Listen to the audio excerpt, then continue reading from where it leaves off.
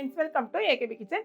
இன்றைக்கி நம்ம கிச்சனில் என்ன பண்ண போகிறோம்னா, ஒரு 3 முட்டை எடுத்து வச்சுருக்கோம். ஓகேங்களா? அந்த முட்டையை வச்சு ஒரு டிஃப்ரெண்ட்டாக ஒரு குழம்பு தான் வைக்க போகிறோம். நைட்டு டின்னருக்கு ஒயிட் ரைஸும் அந்த குழம்பு ஒரு அப்பளம் அவ்வளோதான். ஸோ அது எப்படி செய்ய போகிறோங்கிறத நான் செய்யும் போதே உங்களுக்கு காமிச்சிடுறேன். ஓகேங்களா? இதுக்கு நான் எடுத்து வச்சுருக்கிறது பார்த்தீங்கன்னா, ஒரு 3 முட்டை நம்ம வந்து ரெடி பண்ணி எடுத்து வச்சுருக்கேன்.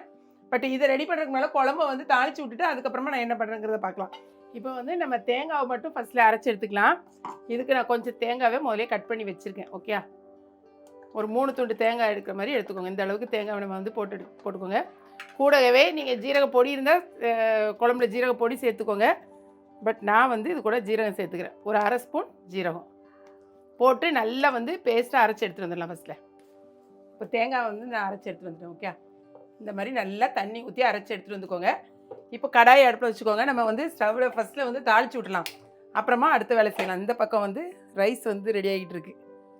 இப்போ நீங்கள் எண்ணெய்னாலும் ஊற்றிக்கலாம். இதுக்கு இந்த எண்ணெய் தான் ஊற்றணும் கிடையாது. குக்கிங் ஆயில் எது வேணாலும் நீங்கள் ஊற்றிக்கலாம். ஓகே, நான் இன்றைக்கி வந்து கடலெண்ணெய் ஊற்றிக்கிறேன்.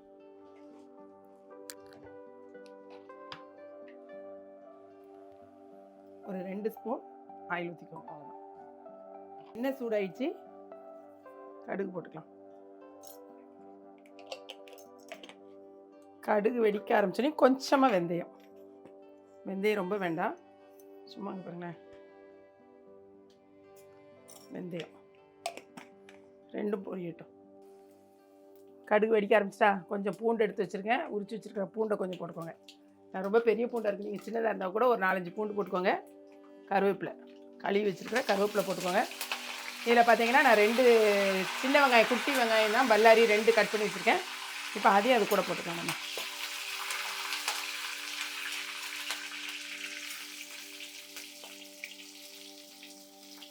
இது சின்ன தக்காளியும் ஒன்று வெட்டி வச்சுருக்கேன். சரியா? வெங்காயத்தை லைட்டாக ஒரு வதக்கிட்டு தக்காளியும் உள்ளே போட்டுருவோம். இப்போ இதை வதங்குறதுக்கு கொஞ்சமாக உப்பு போட்டுக்கோங்க. இப்போ பார்த்தீங்கன்னா மசாலா நல்லெண்ணெய், அதாவது வெங்காயம் தக்காளி இந்த அளவுக்கு வதங்கிடுச்சு பாருங்களேன். இப்போ வதங்கினதுக்கு பிறகு காரம் மட்டும் நமக்கு தேவையான அளவுக்கு. சரிங்களா? நான் வந்து ஒரு 1.5 ஸ்பூன் போட்டுக்கிறேன். 1.5 ஸ்பூன் வத்தல் தூள் போட்டிருக்கேன். அப்புறமா கூட வந்து தனியாத்தூள் போடணும். நீங்கள் 1 ஸ்பூனோ அரை ஸ்பூனோ அது உங்கள் இஷ்டம். அதே மாதிரி தனியாத்தூள் சின்ன ஸ்பூன், அதுக்கு வந்து ஒரு 3 ஸ்பூன் போட்டிருக்கேன். ஓகே, இப்போ நம்ம வந்து ஜீரகம் வந்து நீங்கள் தூளாக போட்டுட்டாலும் சரி தான். நம்ம வந்து இப்போ தேங்காய் கூட அரைச்சிருக்கிறதுனால நான் ஜீரகம் மிக்ஸ் பண்ணல. மஞ்சள்தூள் சேர்த்துக்கலாம்.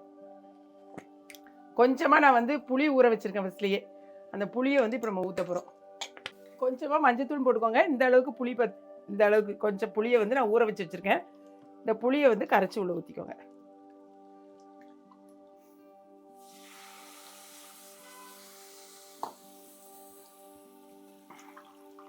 எவ்வளவு தேவையோ தண்ணி தேவையான அளவு ஊற்றி நம்ம நல்லா கரைச்சி ஊற்றிக்கோங்க.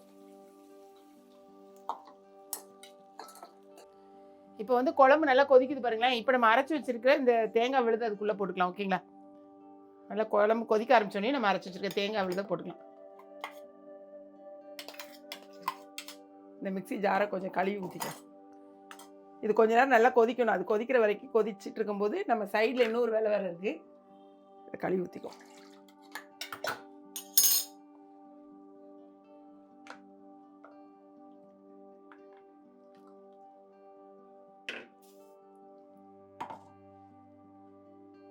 ஸ்டவ்வை ஹை பண்ணி வச்சுக்கோங்க.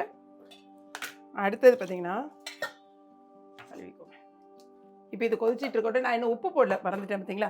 இப்போ தேவையான அளவுக்கு உப்பு போட்டுக்கலாம். குழம்புக்கு எவ்வளோ தேவையோ அதுக்கு தகுந்த அளவுக்கு நம்ம உப்பு போட்டுக்கோம். ஓகே,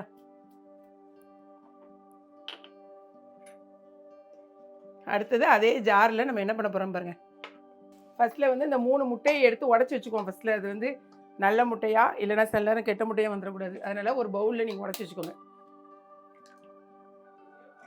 முதல்ல வந்து முட்டையை உடச்சிடும்.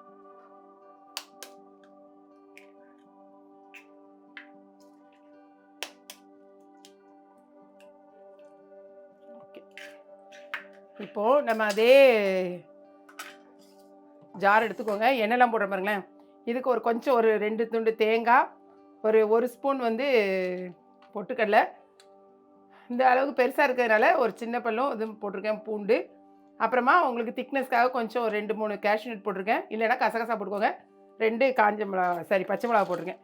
இவ்வளோத்தையும் போட்டு ஒரு கூடவே இங்கே பாருங்களேன், சின்ன வெங்காயம் ஒரு 4-5 சின்ன வெங்காயம் போட்டுக்கோங்க. கொஞ்சமாக மஞ்சத்தூள் போட்டுக்கலாம். கொஞ்சமாக மஞ்சத்தூள் ப்ளஸ் கூடவே ஜீரகத்தூள் இந்த இருக்கு. இந்த ஜீரகத்தூள் கொஞ்சம் போட்டுக்கோங்க. இவ்வளோத்தையும் போட்டு முதல்ல மிக்சியில் நல்ல ஒரு அடி அடிச்சுட்டு வந்துடலாம். இது ஜீரகத்தூள் ஓகே. முதல்ல மிக்சியில் ஒரு அடி அடிச்சுட்டு வந்துடும். இப்போ இந்த மாதிரி கொஞ்சமாக தண்ணி ஊற்றி, லைட்டாக தண்ணி ஊற்றி இந்த மாதிரி நல்லா வந்து மையாக அரைச்சி எடுத்துக்கோங்க ஓகே. இந்த மாதிரி அரைச்சதுக்கப்புறமா இப்போ நம்ம 3 முட்டையை உடச்சி வச்சுருக்கோமா, அந்த முட்டையை இதுக்குள்ளே ஊற்ற போகிறோம். அவ்வளோதான். இந்த இருக்க அந்த 3 முட்டையும் ஊற்றுங்க. அதனால தான் தண்ணி கொஞ்சமாக ஊற்றிக்கோங்கன்னு சொன்னோம். ஊற்றிட்டு கொஞ்சமாக இந்த பாருங்களேன், கழுவி வச்சுருக்கிற கொத்தமல்லி இலை, கொஞ்சமாக உப்பு போடணும். ஸோ இது கூட கொஞ்சமாக உப்பையும் நம்ம ஆட் பண்ண போகிறோம்.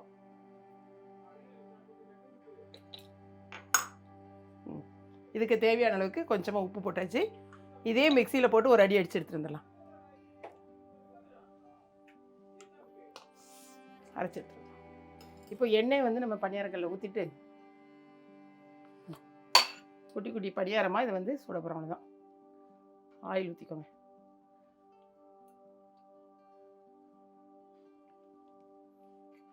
குழம்பு ஒரு பக்கம் இந்த மாதிரி கொதிச்சுட்டே இருக்கும்போது நம்ம எடுத்து வச்சுருக்கோம் பார்த்தீங்களா, இந்த முட்டை, இது என்ன முட்டை மசாலா சொல்லணுமா?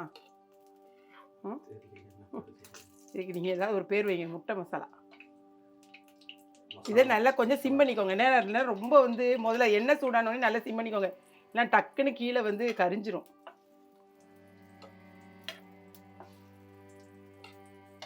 இந்த மாதிரி போட்டுக்கோங்க. போட்டு நம்ம மாற்றி போட்டு ரெகுலராக வந்து நம்ம என்ன பண்ணுவோம்னா, முட்டையை உடச்சி ஊற்றி குழம்பு வைப்போம், முட்டையை வேறு மாதிரி வைப்போம்ல. இன்றைக்கி இதை மாதிரி கொஞ்சம் ட்ரை பண்ணுங்கள். இது வந்து தேங்காய் எண்ணெய் ஊற்றி கூட நீங்கள் பண்ணுங்கள், ரொம்ப சூப்பராக இருக்கும். கொஞ்சம் வேகிறதுக்காக நல்லா சிம் பண்ணிக்கோங்க. சிம் பண்ணால் தான் கொஞ்சம் வேகும், இல்லைன்னா உடனே கறியிரும் கீழே. அதுக்கப்புறம் பாருங்கள், குழம்பு வந்து நல்லா கொதிக்க ஆரம்பிச்சிச்சு. இப்போ பார்த்தீங்கன்னா நமக்கு அந்த முட்டையை 2 பக்கமும் மாற்றி மாற்றி போடுங்க. இங்கே இது சென்டரில் இதை போட்டிருந்தேன்னா இதெல்லாம் நல்லா கருக ஆரம்பிச்சிட்டு பாருங்க. கொஞ்சம் மீடியம் போட்டு இந்த மாதிரி மாற்றி மாற்றி நீங்கள் போட்டு எடுத்துக்கோங்க. எடுத்துட்டு இதை நம்ம அப்படியே தூக்கி குழம்புக்குள்ள போட்டுக்கலாம். இது ஒரு நல்ல ஒரு சாஃப்டாக இருக்கும். ஒன்று உங்களுக்கு வச்சு ஓப்பன் பண்ணி காமிக்க கீழே எடுத்து வச்சுக்கிறேன். இந்த பாருங்கள், இது அப்படியே நம்ம கொதிச்சிக்கிட்டு இருக்க குழம்புல தூக்கி போட்டுருங்க. நீங்கள் அது என்ன சொல்லுவோம், உருண்டை குழம்பா? உருண்டை குழம்புல இது உள்ளே போட்ட உடனே உங்களுக்கு இந்த குழம்புல இருக்க அந்த புளிப்பு உப்பு எல்லாம் சேர்ந்து இது வந்து அப்படி ஊறிடும். ஒரு பேட்ச் இருக்குது, அதையும் தூக்கி உள்ளே போடலாம். தண்ணியில் போடுறது, இதை குழம்புல போடுறது காமிங்க. இங்கே காமிக்காமல் அங்கேயே காமிச்சிட்ருக்கீங்க. அவ்வளோதான். அடுத்த ஒரு பேட்ச் இருக்குது, அதையும் நான் போட்டுட்டு அப்படியே குழம்புல தூக்கி போடலானே. குழம்பு நான் சிம் பண்ணிட்டேன். இன்னும் ஒரு பேட்ச் வந்து போட்டு எடுத்துடலாம். அதை சும்மா கூட நீங்கள் உங்கள் பிள்ளைகளுக்கு திங்க கொடுக்கலாம். இதில் வந்து நிறைய வேண்டாம் அப்படின்னு நீங்கள் நினச்சிங்கன்னா இதை கொஞ்சமாக எடுத்துகிட்டு சும்மாவே நீங்கள் சாப்பிடலாம். அதே மாதிரி எண்ணெயும் நான் நிறைய ஃபஸ்ட் டைம் வந்து கொஞ்சம் நிறைய ஊற்றிட்டேன். அப்படி ஊற்றாதீங்க. இதை கொஞ்சமாக ஊற்றிட்டு இப்படி சேர்த்துக்கணும். ஆயிலெலாம் கொஞ்சம் கம்மியாக தான் சேர்க்கணும். எனக்கு டக்குன்னு வந்துடுச்சு அதில். இந்த மாதிரி கம்மியாக ஊற்றிக்கோங்க. செகண்ட் டைமும் போட்டுட்டு எல்லாத்தையும் உள்ள தூக்கி போட்டாச்சு. பாருங்க, பார்த்தீங்களா? ஒரு 5 நிமிஷம் வந்து அப்படி கொதிக்கட்டும். நான் ஒன்று எடுத்து வச்சுருக்கேன் பார்த்தீங்களா? இது வந்து அப்படி ஒரு சாஃப்டாக சும்மாவே சாப்பிடலாம். ஆக்சுவலாக இது வந்து ஒரு சாஸ் வச்சு சாப்பிட்டா அவ்வளோ சூப்பராக இருக்குது. உப்பு காரம் எல்லாம் இருக்குது பார்த்தீங்களா? செம்ம சூப்பராக இருக்குது. இதை நீங்கள் சைட் டிஷ்ஷாக, அதாவது ஒரு உருண்டைக்கு ஒரு இது எடுத்துக்கலாம், பாதி பிச்சுக்கலாம். ஸோ ஒரு 5 நிமிஷம் மட்டும் சிம்மில், நான் இப்போ பாருங்களேன் நல்லா சிம்மில் போட்டிருக்கேன். போட்டுட்டு கடைசி கொத்தமல்லி போட்டு நம்ம இறக்க வேண்டியதான். சூப்பரான ஒரு டிஃப்ரெண்ட்டாக இருக்கா உங்களுக்கு இந்த முட்டை குழம்பு. இதே மாதிரி நீங்கள் ட்ரை பண்ணுங்கள். செஞ்சு முடிச்சுட்டு நான் வந்து சாப்பிட்லாம். இப்போ நம்ம குழம்பு வந்து ரெடி ஆகிடுச்சு பாருங்களேன். இந்த குழம்புக்கு மேலே வந்து கொஞ்சமாக கொத்தமல்லி இலை போட்டு ஆஃப் பண்ணியாச்சு. அப்படியே நீங்கள் வந்து கொஞ்ச நேரம் விட்டுட்டிங்கன்னா அப்படியே நல்லா அது வந்து ஃபுல்லாக குழம்பெல்லாம் உள்ளே அப்சர்வ் பண்ணி இதை நீங்கள் சாப்பிடும் போதே அந்தளவுக்கு ஒரு நல்ல ஒரு டேஸ்ட்டாக இருக்கும். இப்போ நம்ம வந்து ஒன்று டேஸ்ட் பார்க்குறதுக்கு ஊற்றி சாப்பிட்லாமா? டிஃப்ரெண்ட்டாக ஒரு முட்டை குழம்பு செய்யணும்னு நினச்சிங்கன்னா இந்த மாதிரி செய்யுங்க. இதுக்கு வந்து ஒரு அப்பளம் அந்த மாதிரி இருந்தால் போதும். அது கூட தேவையில்லை, பட் அப்பளம் இருந்தால் ரொம்ப பிடிக்கும் என் பிள்ளைகளுக்கு. நம்ம வந்து ஒரு அப்பளம் எடுத்துக்கலாங்க பாருங்கள்.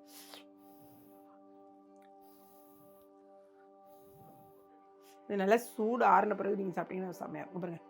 எவ்வளோ ஒரு சாஃப்டாக இருக்குது. அது கூட வச்சு உண்மையிலேயே அந்த எக்கு வந்து இந்த உருண்டை குழம்புலாம் நீங்கள் சாப்பிடுவீங்க பார்த்தீங்களா, அது வந்து ஒரு வித்தியாசமான டேஸ்ட்டு. செம்ம சூப்பராக இருக்குது. இப்படி வச்சு சாப்பிடுங்க.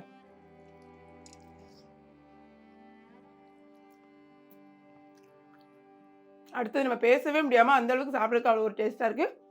கட்டாயமாக நீங்களும் இப்படி ட்ரை பண்ணுங்கள். இந்த வீடியோ பிடிச்சிருக்குன்னு நினைக்கிறேன்.